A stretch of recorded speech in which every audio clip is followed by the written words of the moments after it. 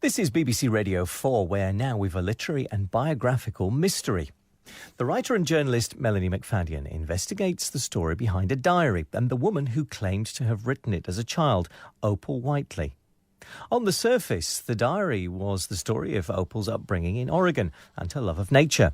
But it contained other strange messages that the diary's creator was never able to explain in full. And there were consequences she never recovered from. So who was Opal? In October 2009, I visited Highgate Cemetery searching for one special grave. Helping me to find it was Mrs. Jean Pateman of the Friends of Highgate Cemetery Trust. How many people are actually buried in Highgate? We're moving towards 170,000. 169,000 plus. And it's being used all the time. You know, there is this idea that it's part of history. So it is, but it's also very much a working cemetery. Oh, look, there it is. Françoise Marie de Bourbon-Orléans, Opal Whiteley, died 17th of February 1992, aged 95 years. I spake as a child. Well, she certainly did. Yes. God, how extraordinary. So she's in there. It's quite a plain little gravestone, really, isn't it? The mysterious and tragic life of Opal Whiteley, a.k.a. Françoise d'Orléans, continues to fascinate and baffle. She became famous when her extraordinary childhood diary, The Story of Opal, the Journal of an Understanding Heart, was published in 1920. Said to have been written by her aged 6 or 7, it caused a stir in America, her home country, and beyond. The most wonderful book concerning childhood and written by a child that has ever been given to the world. Opal Whiteley is a child St. Francis in the joyousness that pervades her, and her passionate sympathy with all nature, animate and inanimate, is that of the saint. But when she died, aged 95 in England, Opal Whiteley had been living in a hospital for the mentally ill for 44 years. What caused her to be there originated in the pages of her diary, which became a cause célèbre. A mixture of fantasy and harsh reality, the book tells of life in the Oregon lumber community where she grew up. It's written in a bizarre, distinctive style, sometimes verging on the icky, at others spellbinding. It flashes from raptures about fairies in the world of forest and field. Potatoes are very interesting, folks. I think they must see a lot of what is going on in the earth. They have so many eyes. To instances of domestic brutality and local tragedies. Lola has got her white silk dress on that she did have so much wants for. She stayed asleep in that long box the whole time the children was marching around her and singing Nearer, My God, to Thee and more songs. She did just lay there in that long box with her white silk dress on and her eyes shut and her hands folded, and she was very still all the time. And Opal is very close to the natural world. She names the things around her to which she feels closest. There's a pig called Aphrodite, a dog called Brave Horatius, a chick called Sir Francis Bacon, a most dear velvety woodrat called Thomas Chatterton Jupiter's Use, and trees called Edward III, Keats, Byron, Shelley, and William Wordsworth. And there are the people around her, the mama, the papa, and friends like Sadie McKibben and the man with grey neckties and is kind to mice. While I did hold little Sir Francis Bacon, the man that wears grey neckties and is kind to mice, did fix the splints on his hurt leg in a gentle way.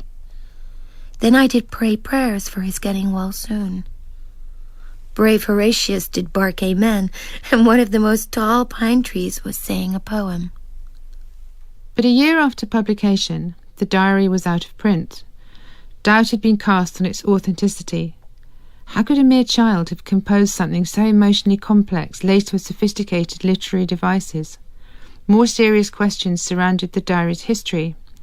Catherine Beck, a Seattle-based novelist, has investigated Opal's life, publishing her findings in a book, Opal, A Life of Enchantment, Mystery and Madness. She summarised the strange tale, how Opal, aged 22, and having tried and failed to make it as a film star in Los Angeles, then got her diary into print. Opal apparently goes from Los Angeles to Boston goes to visit Ellery Sedgwick, the editor of the Atlantic Monthly, and tries to sell him a book she has already self-published. In his version, she appears with this book. He says he isn't interested in that book, but that he's interested in her. And she then, according to him, sobbed and said she'd kept a childhood diary that had been torn up by a cruel sister and existed in pieces in a hat box back in Los Angeles. He then asked her to send for them, and a few days later, the hat box has arrived. Then a long correspondence begins, which still exists, between Ellery Sedgwick and Opal, in which he tells her what he wants her to be in the diary. I find this rather extraordinary. You know, more about the lumber camp that you lived in, more about this. I think we'll concentrate on this age and so forth. And so she said, okay, I'll work on that part of the diary. Was it really written on scraps of paper hidden in a log in the woods? Did a younger sister really tear it into 500,000 pieces, which Opal reconstructed years later from the fragments stored in a hat box? Catherine doesn't believe it. Just the idea that she would have carted those boxes around for years with the little shreds in them, the shreds being so terribly symmetrical. They're written in block letters in a kind of a run-on sentence. It looks just so much to me like what an adult would think a child would do. But there's another layer to the mystery. In the diary, Opal implied that she wasn't really born in the Oregon backwoods, but had only been brought up there as an orphan. She keeps referring to angel parents who left her books to read and songs to sing, all, surprisingly, in French. When we come to the bridge, we made a stop, and I did sing to the river a song. I sang it, Le chant du Seine, de Havre, et Esson, et Nonette, et Rouen, et Iton, et Darnetal, et Ourcq, et Rille, et Loin, et Eure, et Odelle, et Nonette, et Sac. I sang it as Angel Father did teach me, and as he has wrote it in the book. If you write down the first letter of each of the rivers in that list following the Seine, you will see a name, Henri d'Orléans. He was a real person, a member of France's former royal family who travelled all over the world in the late 19th century. The diary contains other similar acrostic revelations and clues, pointing to a deep knowledge of French history, classical literature and Catholic religious faith. Even today, some people believe Opal's claim that she was of aristocratic blood. I am 7. Not long ago, I lived in the faraway lands across the sea with Angel Mother and Angel Father. Then the big ship went down under the deep water forever.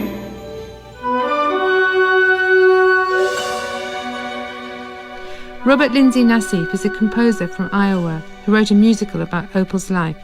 He states his case emphatically. I absolutely believe that what she says is true. It is the simplest, most logical explanation. I think that she was the daughter of Henri d'Orléans, born out of wedlock, that he died, and the funds to care for her dried up, and she was placed in a lumber camp. How else could this child, in a Protestant lumber camp, know these esoteric figures of literature and art, the Catholic Mass, the Vespers, Latin, French, and furthermore, one of the most interesting things is the acrostic word puzzles in the diary. There are lists of French names for plants, animals, and also rivers in France. And the first letter of each of these spells out names of the French d'Orléans family. In Cottage Grove, Opal's childhood home in Oregon, her family were devastated by her rejection of them. They were pursued by the press and had to move house and change their family name. With her own reputation under scrutiny, Opal left the USA for Europe in 1923, never to return. After adventures in various places, including India, she settled in London.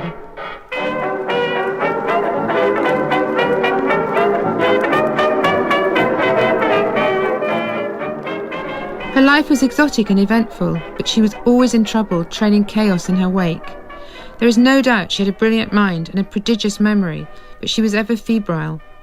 Unstable and strange, by the 1930s she was unravelling. At the University of London, I got permission to view an archive of Opal's documents from that time.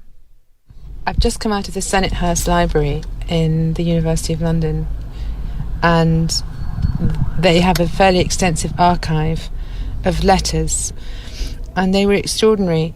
It was like being inside someone's head. And I think in the diary, whatever her state of mind as a child, was absolutely sane.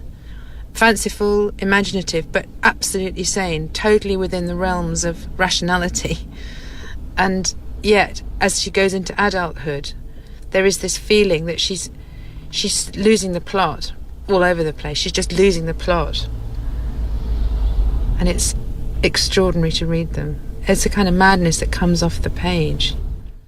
By the 1940s, Opal was starving in a North London flat clogged with books and papers. She told a visiting journalist, I have had terrible misfortunes. People have been against me. I have wonderful books to write, but they will not let me.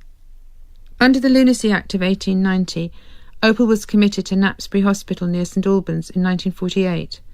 There she remained, in a mental health system that used brutal forms of treatment on some patients during the 1950s and 60s. There's speculation that Opal was lobotomised.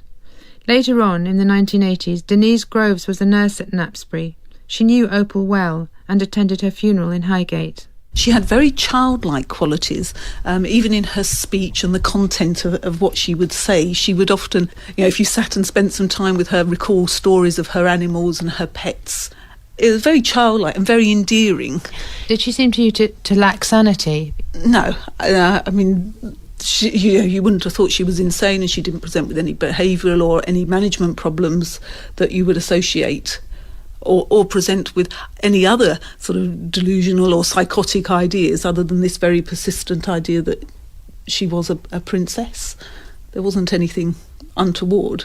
Did you call her Princess? What did she want to be called? Yeah, nearly all the staff referred to her as Princess or Françoise. Yeah, I don't recall calling her Opal. No. I'm sort of staggered, really, because I expected your description of her to be of somebody delusional, difficult, given to bouts of what one might loosely term insanity. And what's coming through is somebody who perhaps shouldn't have been there. Certainly when I saw her, she was an elderly, frail lady, maybe with what you describe now as eccentric, but certainly in today's climate, not someone that would have been hospital-based for so long, who would have been rehabilitated or been out in the community. The rumour is that she had a lobotomy. Yeah, I'd heard that rumour from various sources, but to be honest, I don't know if there was any truth in it. I mean, she certainly didn't appear to me as if she had a lobotomy. She might have. I don't recall ever reading that in any of her notes. She didn't sort of strike you as someone that had been lobotomised.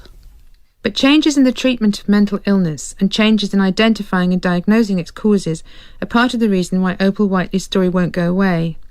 Steve Williamson's a researcher from the University of Oregon. His work sheds new light on some of the diary's darker corners. The way I discovered Opal, or kind of helped rediscover her, was back in 1993, and she had died the year before.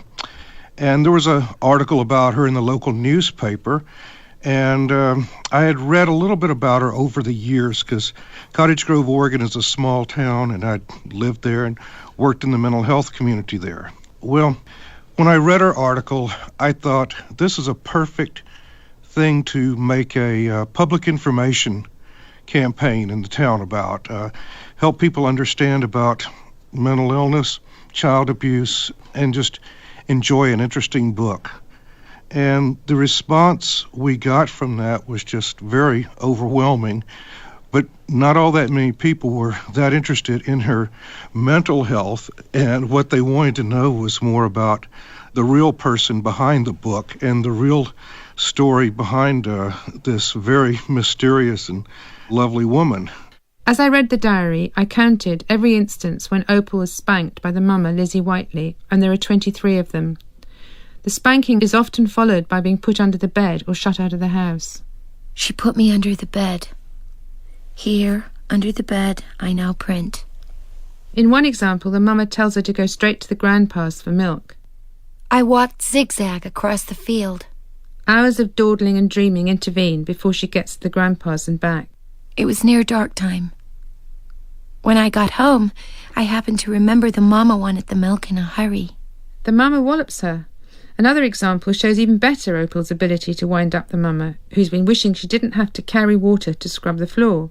So while the mama's out, Opal puts plenty of water on the floor for her to mop it when she gets back. The mama returns. She did not look glad. She did only look for the switches over the kitchen window. After I did have many sore feels, she put me out the door to stay out. I did so try hard to be helps. We know from an interview given by Opal's grandmother to a newspaper at the time that Opal was indeed hit as a child.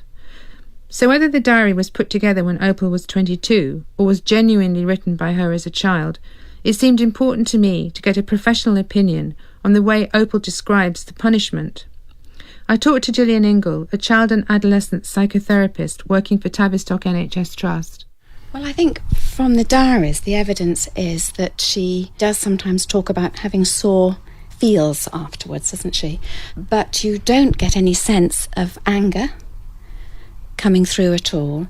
And in fact, you do get some sense of her dissociating while it's going on. So in those terms, how she coped with being beaten and being hit, and how she actively encouraged it to happen as well, certainly wouldn't be in her best interest at all. I also wanted to know about the significance in the diary of Opal's angel parents, the French royals she believed and claimed were her real mother and father. What is interesting in the diary is where she places angel mother and angel father. I mean, they are in heaven, or they are in a hidden place in terms of the two books that she says that they've left her, and they're in a hidden lower section of a box that she says she brings with her. And I suppose I would understand that as that they're very much not available for inspection in a way. They're hidden deep down in her psyche in some way. I think there's a huge problem for children when something gets very fixed like this, when they have actually in their minds been, given birth to their parents. What do you feel for her when you finish the diary? What do you feel for the little girl?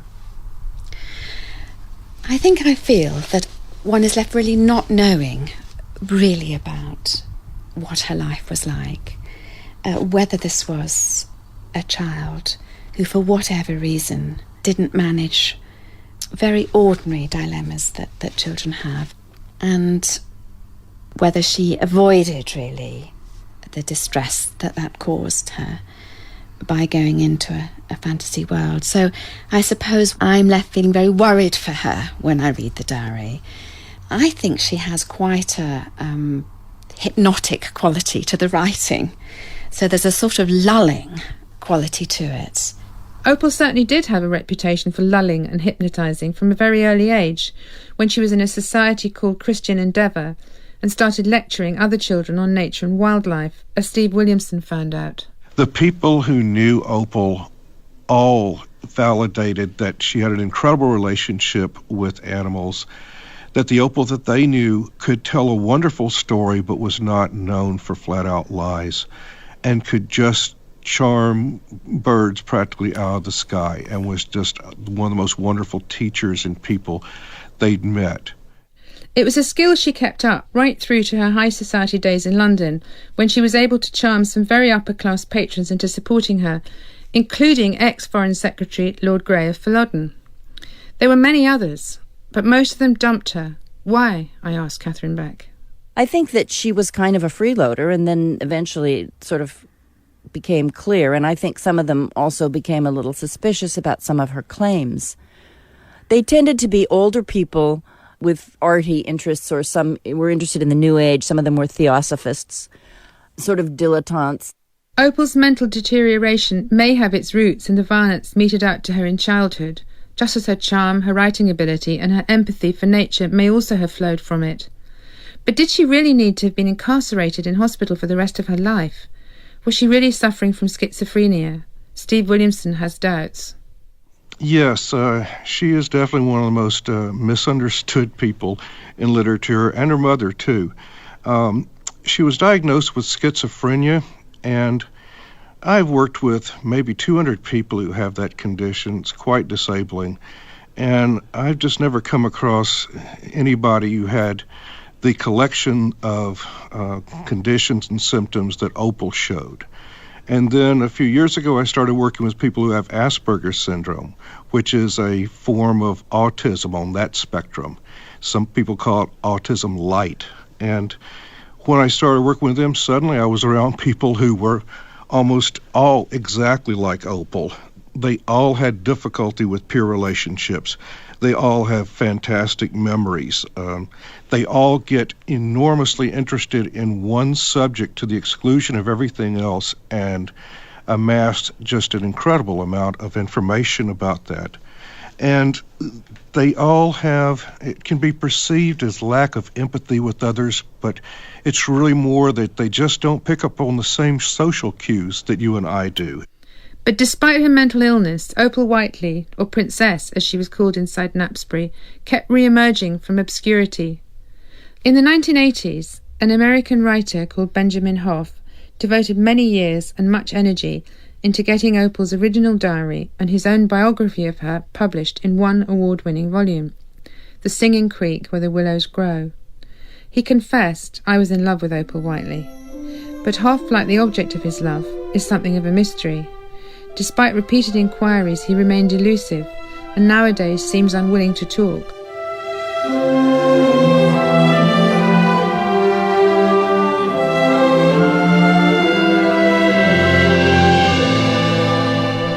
NHS bureaucracy prevented Hoff from ever meeting Opal, but not Robert Lindsay Nassif. I knew that Francoise was alive north of London in Knapsbury Hospital, so I contacted the hospital and received permission to visit her, and I went. I hopped on a plane. I felt there was an urgency. She was elderly. I knew I had to meet her right away.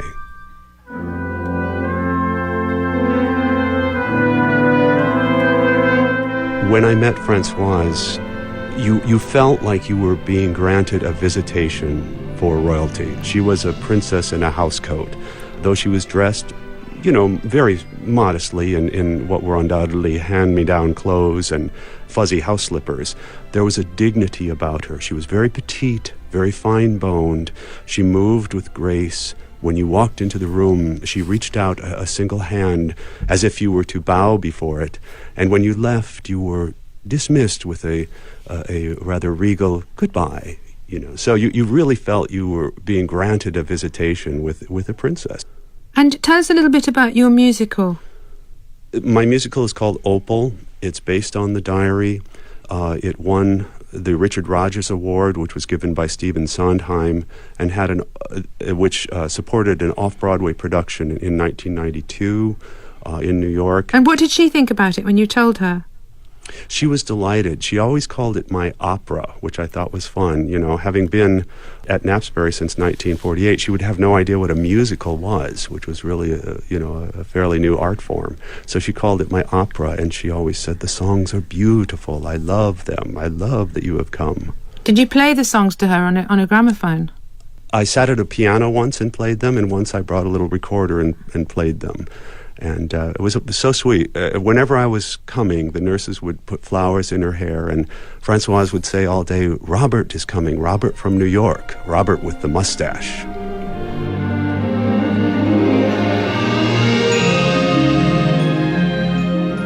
Today, Opal's diary, her life story, and pictures of her are easily accessible on the internet.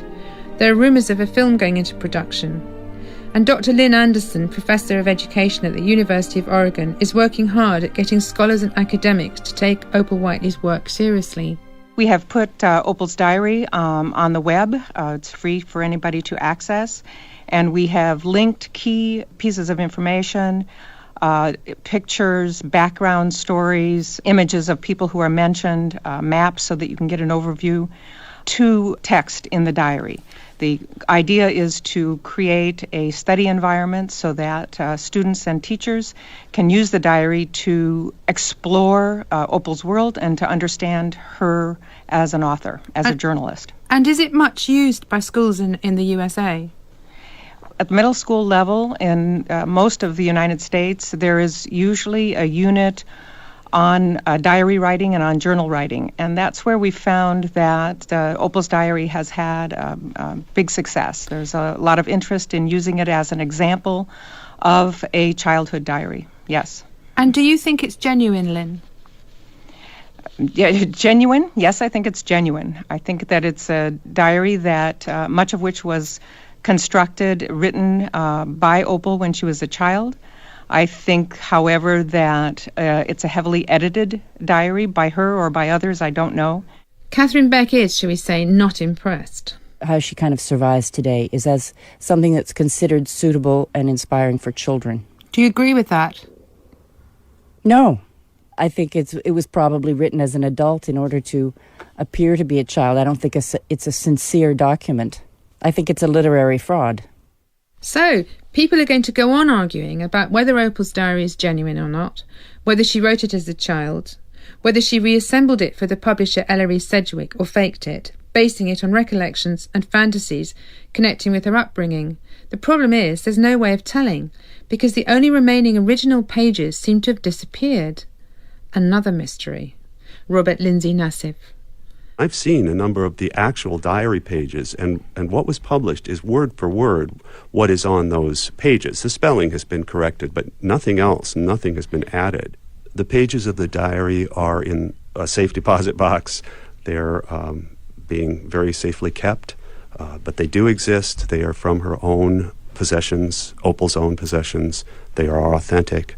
You know, it doesn't matter to me if the diary is real or a hoax. I have no investment in that. It is, in and of itself, a piece of exquisite beauty, of transcendent richness, a great piece of literature. If it were a hoax, you know, hooray for Françoise. It would be all the more of an astonishing accomplishment that this woman was able to perpetrate this. I've read a lot and talked to a lot of people in my search to find out about this curious and fascinating woman, whether she really was Françoise d'Orléans, a member of the French royal family, or just plain Opal Whiteley. Her grave remains peaceful. Her words continue to haunt. I sit here and print. The baby sleeps on. The wind comes creeping in under the door. It calls. Come, come, petit François, come. It calls to me to come go exploring. It sings of the things that are to be found under leaves. It whispers the dreams of the tall fir trees. It does pipe the gentle song the forest sings on grey days. I hear all the voices calling me. I listen, but I cannot go. Who Was Opal was presented by Melanie McFadden. The reader was Fiona Clark, and the programme was produced in Manchester by Bob Dickinson.